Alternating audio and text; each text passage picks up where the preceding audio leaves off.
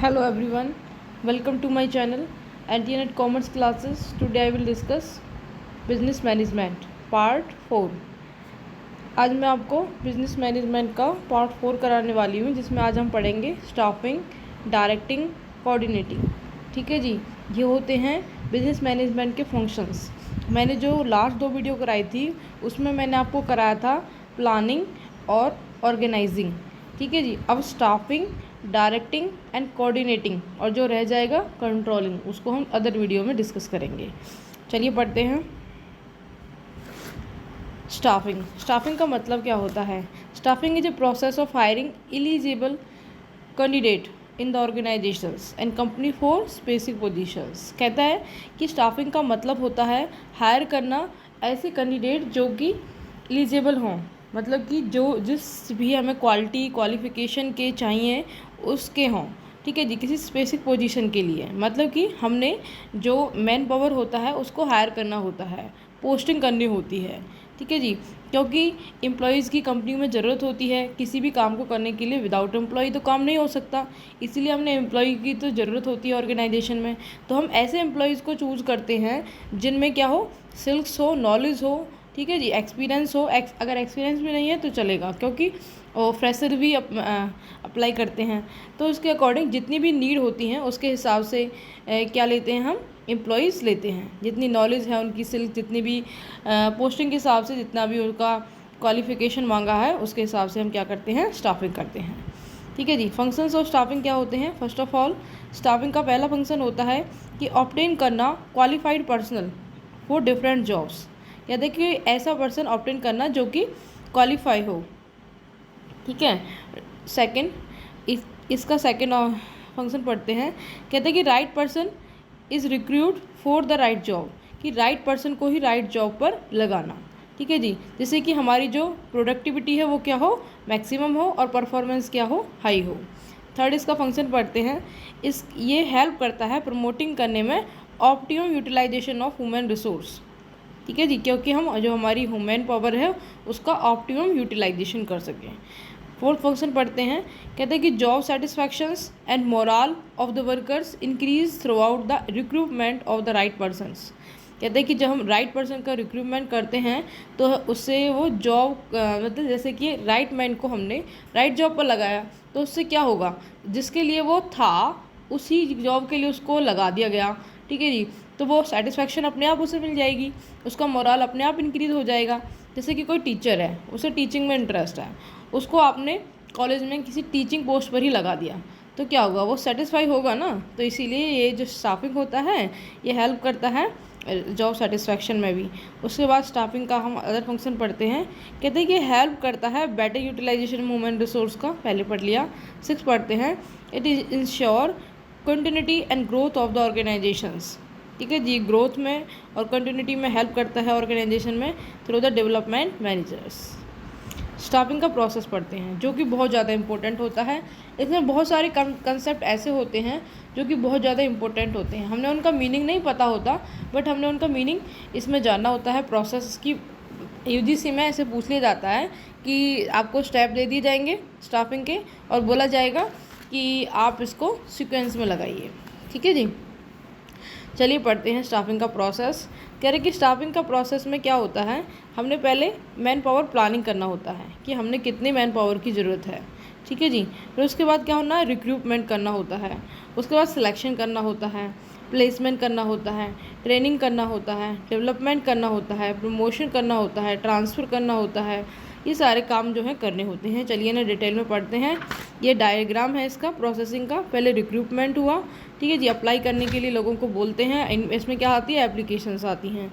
फिर उन एप्लीकेशंस में क्या करते हैं, हम सिलेक्शन करते हैं, फिर ओरिएंटेशन करते हैं, प्लेसमेंट करते हैं, फिर ट्रेनिंग देते हैं, डेवलपमेंट देते हैं, फिर रेम्यूनरेशन देते हैं, सैलरी वगैरह, परफॉर्मेंस का इवेल्यूएशन करते हैं और प्रमोशन या ट्रांसफ़र करते हैं। ठीक है जी, चलिए पढ़ते हैं इसका प्रोसेस। फर्स्ट ऑफ ऑल है man power planning. Man power planning में होता क्या है कि हर कोई डिपार्टमेंट ये बताता है कि हमने इतने एम्प्लॉयज़ की ज़रूरत है, इतने मैन पावर्स की ज़रूरत है। दूसरा डिपार्टमेंट बताता है कि इतने एम्प्लॉयज़ की ज़रूरत है।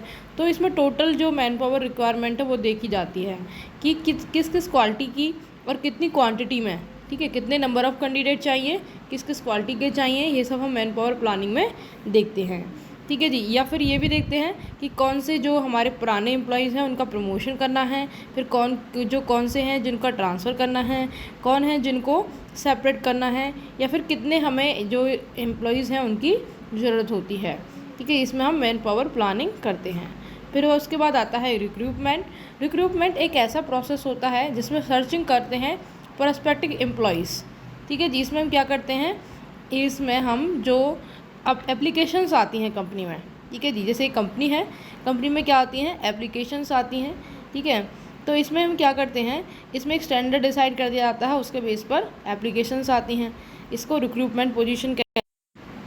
इसमें एम्प्लॉयज़ को क्या किया जाता है, मोटिवेट किया जाता है ताकि वो क्या करें, ऑर्गेनाइजेशन में एप्लीकेशन दें, ठीक है जी। जो रिक्रूटमेंट होती है वो इंटरनल भी हो सकती है और एक्सटर्नल भी हो सकती है। इंटरनल का मतलब होता है जो पहले काम कर रहे होते हैं हम उनका ही प्रमोशन कर देते हैं, और एक्सटर्नल का मतलब होता है जैसे ऑर्गेनाइजेशंस होते हैं उनसे हम क्या करते हैं, एम्प्लॉयज़ के लिए रिक्रूट करते हैं, जैसे कि हमारा एम्प्लॉयमेंट एक्सचेंज हो गया, एडवर्टाइजिंग वैकेंसी हो गई, एजुकेशनल इंस्टीट्यूट हो गए, ठीक है जी। Recruitment at factory gate, trade union, labour contract, ये सब क्या होते हैं, एक्सटर्नल रिक्रूटमेंट के सोर्स होते हैं।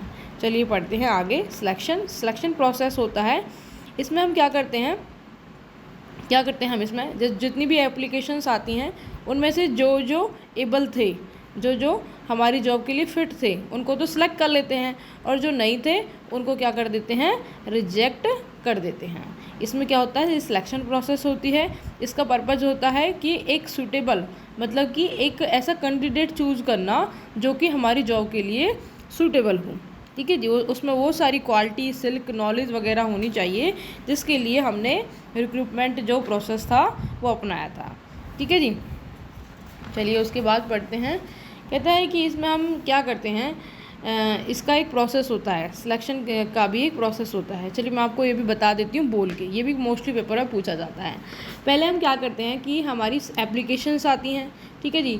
फिर क्या करते हैं, filling in blank application forms, फिर फाइनल इन, एक मिनट सॉरी, पहले तो एप्लीकेशंस आती हैं, फिर क्या होता है, उनका इंटरव्यू लिया जाता है।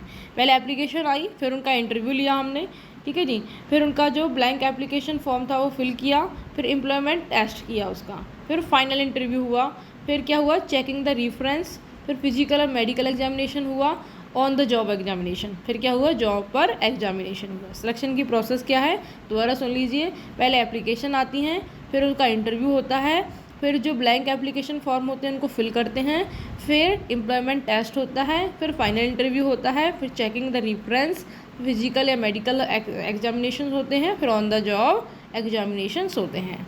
फिर उसके बाद पढ़ते हैं placement.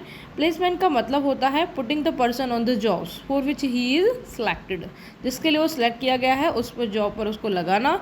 It include introducing the job on to his employees, कहता है कि इसका मतलब होता है उसको इंट्रोड्यूस कराना, ठीक है जी। उसके बाद हम पढ़ते हैं, इसमें एक पॉइंट और होता है, ओरिएंटेशंस।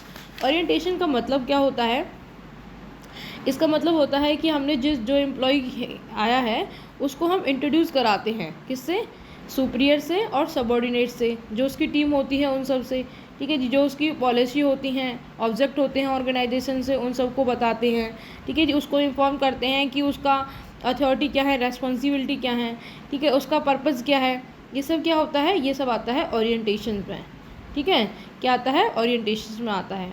और प्लेसमेंट में क्या आता है कि हम उसको वो जॉब बताते हैं जिसके लिए उसको सिलेक्ट किया गया है, ठीक है। अपॉइंट लेटर मिलने के बाद एम्प्लॉय को क्या देते हैं, जॉइनिंग रिपोर्ट देते हैं, ठीक है जी, ऑफिसर्स से। और उसको मतलब प्लेसमेंट का मतलब होता है उस काम को उसको बताना। और इसमें एक पॉइंट और आता है, ओरिएंटेशंस। इसका मतलब होता है उसकी रेस्पॉन्सिबिलिटी क्या है, अथॉरिटी क्या है, वो किस काम के लिए आया था, ठीक है। सुपीरियर और जो सबॉर्डिनेट थे उन सब के बारे में उसे इन्फॉर्म कराते हैं। उसके बाद होता है रिटेंशन। रिटेंशन का मतलब क्या होता है इसका मतलब होता है कि हमने अपने जो हमारा सिलेक्शन प्रोसेस होता है, क्या होता है, सिलेक्शन प्रोसेस होता है, वो बहुत ही क्या होता है, कॉस्टली होता है, टाइम कंज्यूमिंग होता है। तो हर कोई ऑर्गेनाइजेशन ये चाहता है कि जो उसके वर्कर्स लगे हुए हैं वो परमानेंटली लगें, मतलब वो बार बार छोड़कर ऑर्गेनाइजेशन को ना जाएं, ठीक है। ताकि अगर वो बार बार करेंगे तो बेकार की कॉस्ट उसको कंपनी को बियर करनी पड़ेगी। इसलिए कंपनी चाहती है कि वो जो एम्प्लॉयज़ हैं वो रिटेन रहें कंपनी में। तो उसके लिए उसके क्या करना होता है, उसको फेयर रेमुनरेशन देना होता है, ठीक है। जितना उनका रेमुनरेशन बनता है उतना उसकी सैलरी देनी होती है, ठीक है जी। लेबर का साथ रिलेशन, मतलब कि उनको एज अ गुड्स नहीं समझा जाता, ठीक है, उन्हें एज अ ह्यूमन बीइंग समझा जाता है। फिर उसके बाद सेफ्टी, ठीक है जी, जॉब का रिस्क ना हो उन्हें, तो उन्हें ये आश्वासन दिया जाता है कि हाँ भाई आपकी जॉब जो है सेफ़ है। सिक्योरिटी अरेंजमेंट करने होते हैं उनके लिए। उसके बाद पढ़ते हैं ट्रेनिंग भी एक बहुत ही इंपॉर्टेंट है, ठीक है जी। आफ्टर सिलेक्शन ऑफ एम्प्लॉय की सिलेक्शन के बाद the important part of the program is to provide training to the new employee. नए एम्प्लॉय को क्या देते हैं हम, ट्रेनिंग देते हैं with the various technologies change, ठीक है जी, क्योंकि टाइम टू टाइम क्या होती है, टेक्नोलॉजी चेंज होती रहती हैं, ठीक है। The need of the training employee is being increase, keep up employee in touch of the various new developments. क्योंकि हमारे जो पहले डिब्बे वाले कंप्यूटर्स हुआ करते थे, अब क्या होते हैं, वो दूसरे वाले कंप्यूटर्स आ गए हैं, ठीक है। तो उसके लिए क्या है, उनको बार बार अपडेट करना होता है। ट्रेनिंग का मतलब होता है अपडेट करना, या फिर नए एम्प्लॉय जो फ्रेशर्स हैं उनको नॉलेज प्रोवाइड कराना रिलेटेड टू वर्क, ठीक है जी। उसके बाद हम पढ़ते हैं अपर्जल का मतलब होता है परफॉर्मेंस अपर्जल। परफॉर्मेंस अपर्जल में हम करते क्या हैं, हमने एम्प्लॉयज़ को जो काम दिया था, ठीक है जी, परफॉर्म करने के लिए, उसको हम इवेल्युएट करते हैं। हम देखते हैं कि जितना काम हमने उसको दिया था, ठीक है, जितना काम उसको हमने दिया था, क्या उसने एक्चुअल काम उतना किया। स्टैंडर्ड वर्क से क्या करते हैं, एक्चुअल वर्क को क्या करते हैं, कंपेयर करते हैं, और उसका जो भी कॉज आया कि क्यों नहीं कर पाया, अगर फिर उसको क्या करते हैं, फिर उसको ट्रेनिंग देते हैं। अगर वो ट्रेनिंग के बाद भी नहीं कर पाता है तो क्या करते हैं, उसे किसी और काम पर लगा देते हैं। तो ये इसमें हम क्या करते हैं, उसका परफॉर्मेंस चेक करते हैं कि उसने कितना काम किया, ठीक है। उसके बाद हम पढ़ते हैं डेवलपमेंट का मतलब क्या होता है कि एक उनको क्या करना होता है, एम्प्लॉयज़ को अपॉर्चुनिटी देनी होती है ताकि वो अपने आप को रिप्रेजेंट कर पाएँ, ठीक है, अपने आप को डेवलप कर पाएँ, ठीक है। उसके बाद होता है प्रमोशन का मतलब होता है अगर वो अच्छे से काम करते हैं, ठीक है, और तो उनको क्या कर दिया जाता है, प्रमोशन कर दिया जाता है। प्रमोशन का मतलब उनको छोटी पोस्ट से बड़ी पोस्ट पर लगा दिया जाता है, उनका अपग्रेडेशन कर दिया जाता है, ठीक है जी। उनको बेटर सैलरी दी जाती है, बेटर स्टेटस दिया जाता है, बेटर अपॉर्चुनिटी दी जाती हैं, ठीक है, बेटर रेपुटेशन दी जाती है, ठीक है, वर्किंग एनवायरनमेंट अच्छा दिया जाता है। इनको हम बोलते हैं प्रमोशन करना, मतलब छोटी पोस्ट से बड़ी पोस्ट पर लगा देना। उसके बाद बढ़ते हैं ट्रांसफ़र। अगर कोई एम्प्लॉई अच्छे से काम नहीं कर पाता है तो क्या कर देते हैं, हम उसका ट्रांसफ़र कर देते हैं। या फिर कोई ज़्यादा अच्छे से काम करता है तो उसका भी ट्रांसफ़र कर सकते हैं, छोटी जॉब से बड़ी जॉब पर लगा सकते हैं ना, एक जॉब से दूसरी जॉब पर लगा सकते हैं, ठीक है जी। या फिर कहते हैं कि ट्रांसफ़र का मतलब होता है मूवमेंट ऑफ एम्प्लॉयज़, ठीक है, one job to another job without increment in pay status and responsibilities, ठीक है। जो काम के लिए उसको दिया गया था वो उस काम के लिए फिट नहीं हुआ, ठीक है जी, तो उसको हम क्या करते हैं, दूसरे जगह लगा देते हैं, हो सकता है वो उधर फिट हो सके, ठीक है। और फिर पढ़ते हैं 9 पॉइंट में पढ़ते हैं सेपरेशन में है रिटायरमेंट का मतलब होता है कि एम्प्लॉयज़ को क्या करना, जॉब से रिटायर कर देना, ठीक है जी, सेपरेट कर देना, अलग कर देना। उसके बाद होता है टर्मिनेशन का मतलब होता है अगर कोई एम्प्लॉय को हमने काम दिया था, उसको बार बार वार्निंग देने पर भी वो अपने काम में इम्प्रूवमेंट नहीं कर रहा है तो उसको क्या कर दिया जाता है, टर्मिनेट कर दिया जाता है। उसके बाद पढ़ते हैं रिट्रीसमेंट का मतलब होता है कि एम्प्लॉय को हम परमानेंटली रिमूव कर देते हैं फ्रॉम द ऑर्गेनाइजेशंस। ये इसलिए होता है ताकि हमारी जो टेक्निक होती है, टेक्नोलॉजी होती है, वो चेंज हो जाती है, मॉडर्नाइजेशन हो रहा है मोस्टली कंपनीज़ में, तो इसमें क्या करते हैं, हम परमानेंटली रिटायर कर देते हैं, मतलब हटा देते हैं, रिमूव कर देते हैं उन एम्प्लॉयज़ को जिनको उनके बारे में नॉलेज नहीं होती है। चलिए आगे पढ़ते हैं। Job analysis most important for the UGC। Job analysis the process of studying is jobs to determine which activities and responsibility it include. इसका मतलब होता है कि एक जॉब के बारे में स्टडी करना होता है कि क्या क्या उस जॉब में एक्टिविटीज़ होंगी, क्या क्या रेस्पॉन्सिबिलिटी होंगी, ठीक है जी, और क्या इम्पोर्टेंस है उसके, वगैरह वगैरह। क्वालिफिकेशन कितनी नेसेसरी है, कितनी ज़रूरत है क्वालिफिकेशन की for the performance of the jobs, उस जॉब को करने के लिए कितनी क्वालिफिकेशन की ज़रूरत है, क्या कंडीशन होंगी काम को करते वक्त। इसमें हम इस जॉब की क्या करते हैं, स्टडी करते हैं, फुली स्टडी करते हैं, ठीक है जी। उसके बाद हम पढ़ते हैं जॉब एनालिसिस। जॉब एनालिसिस के कितने पार्ट होते हैं, 2 पार्ट होते हैं। नंबर फर्स्ट होता है जॉब डिस्क्रिप्शंस, नंबर 2 होता है जॉब स्पेसिफिकेशंस। ये जॉब एनालिसिस के पार्ट होते हैं। जॉब डिस्क्रिप्शन में हम पढ़ते हैं उसका डिस्क्रिप्शंस, जैसे कि title, position, location, duty, reporting, machine, work place and environment. क्या हो गया, टाइटल क्या है, किस पोस्ट के लिए है जॉब्स, पोजीशन क्या है उसकी, लोकेशन कहाँ पे काम करेगा, क्या क्या ड्यूटी रहेंगी, रिपोर्टिंग क्या है उसकी, क्या क्या मशीनें होंगी, वर्क प्लेस क्या होगा और एनवायरनमेंट क्या होगा। ये सब हम कहाँ पढ़ते हैं, जॉब डिस्क्रिप्शन में पढ़ते हैं। उसके बाद हम पढ़ते हैं जॉब स्पेसिफिकेशन, जो किसका पार्ट है, जॉब एनालिसिस का ही पार्ट है। इसमें हम पढ़ते हैं एजुकेशन क्या होंगी, उस काम को करने के लिए कितने बंदा जो चाहिए उसके लिए कितनी एजुकेशन होनी चाहिए उसमें, वर्क एक्सपीरियंस उसे कितना होना चाहिए, क्या क्या उसमें स्किल्स होनी चाहिए, रेस्पॉन्सिबिलिटी क्या होंगी, ट्रेनिंग कैसी होगी, पर्सनल एंड इमोशनल कैरेक्टरिस्टिक्स उसके कैसे होंगे। ये क्या पढ़ते हैं हम, जॉब स्पेसिफिकेशन में हम ये सब कुछ पढ़ते हैं, ठीक है जी। आगे पढ़ते हैं जॉब डिस्क्रिप्शंस। मैंने आपको बता दिया इस केस में हम क्या पढ़ते हैं, टास्क, ड्यूटी, ठीक है जी, रेस्पॉन्सिबिलिटी ऑफ पोजीशंस, ठीक है, और क्या पढ़ते हैं, duty, reporting, machine work, locations, time वगैरह, ये सब कुछ इसमें ही हम पढ़ते हैं। उसके बाद हम दोबारा इसको पढ़ लेते हैं और अच्छे से।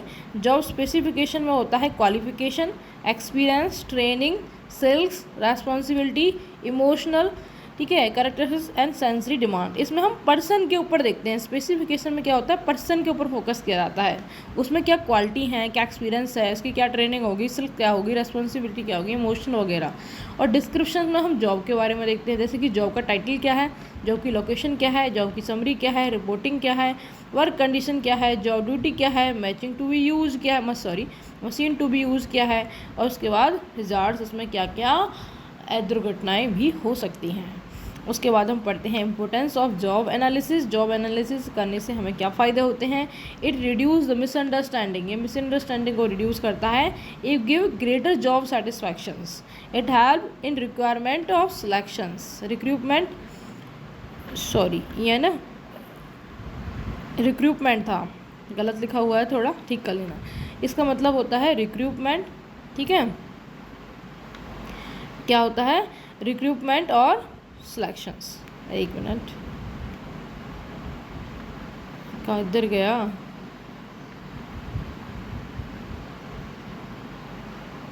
हाँ जी, कहते हैं कि ये वेजेस एंड सैलरी फिक्स करने में हेल्प करता है, ट्रेनिंग में हेल्प करता है, परफॉर्मेंस अप्रेजल में भी हेल्प करता है। उसके बाद हम पढ़ते हैं डायरेक्टिंग। डायरेक्टिंग का मतलब होता है डायरेक्ट करना, ऑर्डर देना कि आपने ये काम ऐसे करना है, आपने ये काम ऐसे करना है, ठीक है। उसके लिए हम एक लीडर होता है, ठीक है, जो उनको डायरेक्ट करता है, या फिर डायरेक्टर्स होते हैं, ठीक है जी। कहता है कि ये हार्ट होता है मैनेजमेंट का, without heart people is nothing, इसीलिए without directing management is nothing. कहते हैं कि all the organisation of the management such as planning, organising, staffing have no importance without directing. Directing के नहीं हो तो प्लानिंग, ऑर्गेनाइजिंग, स्टाफिंग नथिंग है। कहते हैं कि leadership, motivation, supervision, communication are the various aspect of directing. जो ये लीडरशिप होता है, मोटिवेशन की थ्योरीज वगैरह आती हैं, मोटिवेशन आता है, सुपरविजन काम को चेक करना, कम्युनिकेशन बातचीत करना, ठीक है, ये सब डायरेक्टिंग में आते हैं, ठीक है। Let us study the importance of principle of directing. अब डायरेक्टिंग के प्रिंसिपल्स हम पढ़ते हैं। डायरेक्टिंग एक रेफर टू द प्रोसेस और टेक्निक, इंस्ट्रक्शन, हम क्या देते हैं, इंस्ट्रक्शंस देते हैं, गाइडिंग देते हैं, इंस्पायरिंग करते हैं, काउंसलिंग करते हैं, ओवरसीन, लीडिंग करते हैं पीपल्स को toward the accomplishment of organisation goals. It is an continuous managerial process that goes on throughout the life of the organisation. The main इसका करेक्टर से पढ़ते हैं, कहते हैं कि इसमें हम लीड करते हैं, ठीक है, उसको हम काम बताते हैं कि आपने ये करना है, उस तरह करना, उस तरह करना, ताकि ऑर्गेनाइजेशन का जो गोल है वो आसानी से रीच हो सके। उसके बाद पढ़ते हैं हम इसका फीचर्स। कहता है कि इसका मतलब होता है initiate the actions. Initiate actions का मतलब होता है कि जो दूसरे फंक्शंस होते हैं वो क्या तैयार करते हैं, एक प्लेटफॉर्म तैयार करते हैं जिस पर हम काम करेंगे, ठीक है जी। और डायरेक्टिंग क्या करता है, इनिशिएट कर देता है, उसका एक्शन को शुरुआत कर देता है, ठीक है जी। चलिए आगे पढ़ते हैं। उसके बाद परवेसिव फंक्शंस, इसका मतलब होता है कि ये हर एक लेवल पर क्या होता है, अवेलेबल होता है, ठीक है जी। सुपीरियर सबॉर्डिनेट का रिलेशनशिप होता है। डायरेक्टिंग एग्जिट, ठीक है, as a manager provide guidance inspire of his subordinate. जो सबॉर्डिनेट है और जो सुपीरियर है उनके बीच में भी डायरेक्टिंग होती है, क्योंकि ये उसको क्या देता है, लीडिंग देता है कि आपको ऐसे काम करना है, या फिर सुपरवाइजिंग करता है, मोटिवेट करता है, ठीक है, कम्युनिकेट करते हैं एक दूसरे से ये।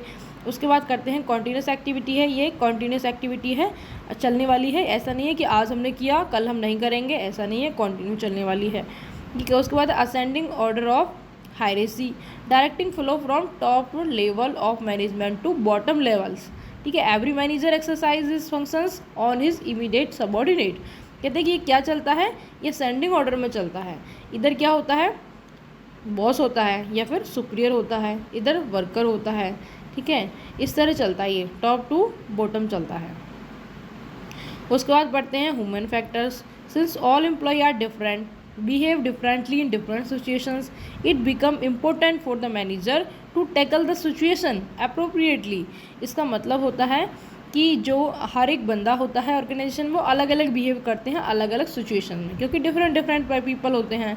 तो मैनेजर को क्या करना चाहिए, हर एक सिचुएशन को अच्छे से टैकल करना चाहिए, हैंडल करना चाहिए, ठीक है। Directing is a significant functions that get the work done by the employees and increase the growth of the organisations. Directing के थ्रू हम क्या कर सकते हैं, ऐसा काम कर सकते हैं कि एम्प्लॉयज़ को अपना अपना काम अच्छे से करें, ठीक है जी, और ऑर्गेनाइजेशन जो है वो भी ग्रोथ करे। अब हम पढ़ते हैं प्रिंसिपल्स ऑफ डायरेक्टिंग। प्रिंसिपल्स क्या होते हैं डायरेक्टिंग के, maximum individual contributions. Individual contribute करते हैं ऑर्गेनाइजेशन को गोल को गेन करने के लिए, तो वो मैक्सिमम हो। डायरेक्टिंग का प्रिंसिपल है कि मैक्सिमम कंट्रीब्यूशन करें लोग, एम्प्लॉय जो है मैक्सिमम कंट्रीब्यूशन करें, ताकि जो ऑर्गेनाइजेशन का गोल है उसको हम रिसीव कर सकें, अचीव कर सकें। उसके बाद पढ़ते हैं harmony of the object. Some time there is conflict होता है between organization object and individual object. तो हमने क्या करना है, दोनों के बीच में क्या करना है, क्या करना है, हार्मनी करना है, मतलब उनके बीच में संतुलन बनाना है, बैलेंस बनाना है, ठीक है। यूनिटी ऑफ कमांड का मतलब आपको पता है कि एक ही ऑर्डर मिलना चाहिए एक एम्प्लॉय को, एक ही सुपीरियर से। एप्रोप्रिएट डायरेक्टिंग टेक्निक होनी चाहिए ताकि हम आसानी से उनको डायरेक्ट कर सकें, ठीक है जी। Appropriate directing technique should be use supervise, leading, communicating, motivating the employees on the base of their need, capability, attitude and situational variables के बेस पर ही एप्रोप्रिएट टेक्निक्स को हमने यूज़ करना चाहिए। उसके बाद है मैनेजियल कम्युनिकेशंस। इस प्रिंसिपल के हिसाब से it should be see that the instructions are clearly convey to the employee. जो उसका जो काम है उसको क्लियरली कन्वे करना चाहिए, ठीक है जी। इंस्ट्रक्शंस जो हैं उसकी क्लियर होनी चाहिए, ठीक है। It should be ensure that they have understand the same meaning as he is intend to communicate. ऐसा नहीं है कि हमने उसको बोला कुछ था उसने कर कुछ दिया, ऐसा नहीं है। क्लियर होना चाहिए कि आपने ये काम करना है तो उसके समझ में आना चाहिए कि हाँ मुझे यही काम करना है। उसके बाद होता है use of the informal organisations. Within every formal organization there exist informal group of organizations। Informal group of organization का मतलब होता है जो अपने आप बन जाता है according to taste, according to interest, according to religious, ठीक है जी। एक ऑर्गेनाइजेशन में क्या होते हैं, डिफरेंट टाइप के पर्सन्स होते हैं, वो अपने हिसाब से इनफॉर्मल ऑर्गेनाइजेशन बना लेते हैं।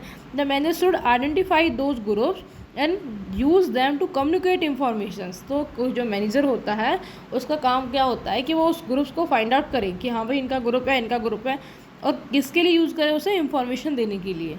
There should be free flow of information among the seniors and the subordinate. Effective exchange of the informations are really important for the growth of organisations.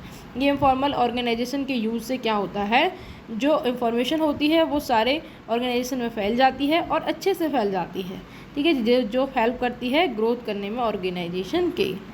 Leadership का मतलब होता है एक गुड लीडरशिप, एक good quality का बंदा ही subordinate को क्या करना चाहिए, लीडर करना, मतलब उसका लीड करना चाहिए।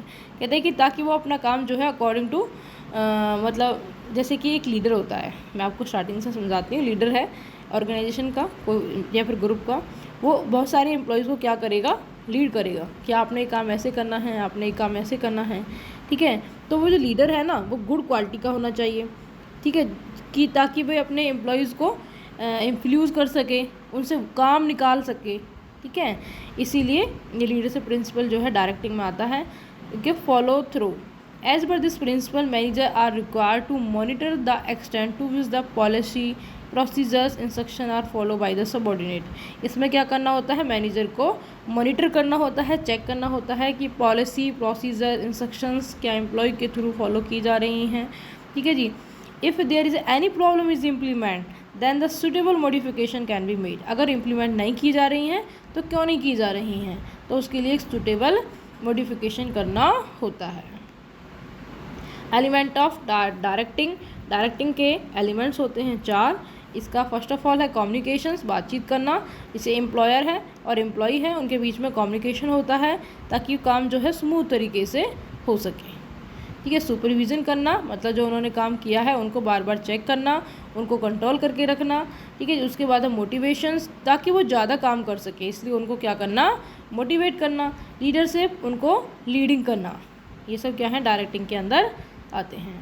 अब हम पढ़ते हैं कोऑर्डिनेशंस। कोऑर्डिनेशन का मतलब होता है synchronization of various activity effort of all individuals and group departments in common direction to achieve the goals of the organizations. सारी जो एक्टिविटीज़ होती हैं, ठीक है, वेरियस एक्टिविटीज़ होती हैं ऑर्गेनाइजेशन में, इंडिविजुअल्स होते हैं, ग्रुप्स होते हैं, डिपार्टमेंट होते हैं, उन सबको कोऑर्डिनेट करके रखना ताकि हम ऑर्गेनाइजेशन के गोल को क्या कर पाएँ, अचीव कर पाएँ, ठीक है जी, क्या कर पाएँ, अचीव कर पाएँ, सिंक्रोनाइजेशन करना। उसके बाद हम पढ़ते हैं।